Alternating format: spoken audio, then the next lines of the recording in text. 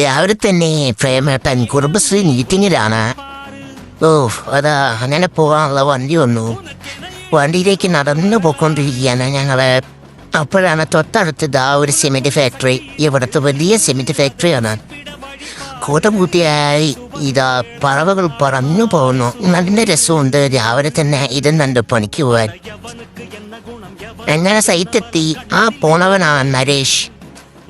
അതാ ഞങ്ങളെ കൊണ്ടുവിട്ട വണ്ടി തിരിച്ചുപോയി. ഇനി വൈകുന്നേരം കാണാം. അങ്ങനെ പണി തുടങ്ങി. എന്നത്തെയും പോലെ അവനും കൂടെ തന്നെ ഉണ്ട്. ഒരുമിച്ചുള്ള പണിയാണ് ഞങ്ങൾ രണ്ടാളും കൂടി. ഈ റോഡ് അടിച്ചു തീർന്ന ഈ സൈറ്റിൽ നിന്ന് വേറെ സൈറ്റിക്ക് കൊണ്ടുപോകും. അങ്ങനെ ഞങ്ങള് ഇതിനകത്ത് ജോലി ആരംഭിച്ചു. കുറച്ചു നേരം കഴിഞ്ഞപ്പോഴേക്കും എനിക്കൊന്ന് വിശക്കാൻ തുടങ്ങി. കയ്യിലൊരു ജ്യൂസ് ഉണ്ടായി. ആപ്പിൾ ജ്യൂസാണ്. അത് കുടിച്ചു. അത് കഴിഞ്ഞ് നാട്ടിലെ കാര്യം ഇവിടത്തെ കാര്യം ഓരോന്നാലോചിച്ച് ജോലി തുടർന്നു. സ്ഥിരം കാഴ്ചയായ റോഡിലെ ബ്ലോക്ക് ഇന്നും ഉണ്ടായിരുന്നു. പലതരം കാറുകൾ, നാട്ടിലുള്ളതും നാട്ടിൽ ഇതുവരെ കാണാത്തതുമായ പല കളറിൽ പല മോഡലിൽ ഉള്ള കാറുകൾ എല്ലാം നല്ല ഭംഗിയാണ് കാണാൻ.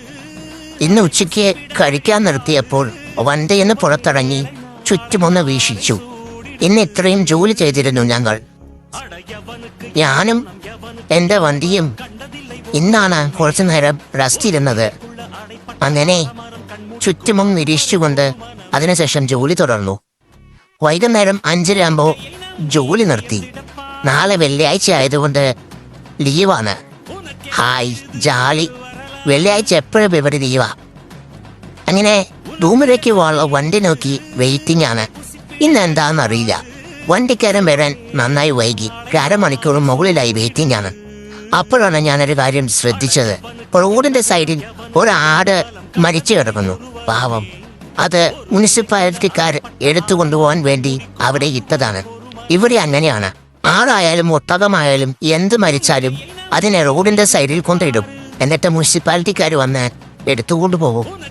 അപ്പോഴാണ് ഞാനൊരു കാര്യം ശ്രദ്ധയിൽപ്പെട്ടത്.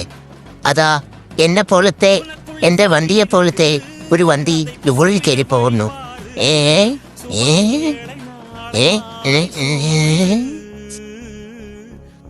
അങ്ങനെ റൂമെത്തി. നാളെ വെള്ളിയാഴ്ച. ഹായ് ജാളി. ഇന്ന് മനസമാധാനത്തോടെ ഒന്ന് ഉറങ്ങണം. അപ്പ ബൈ.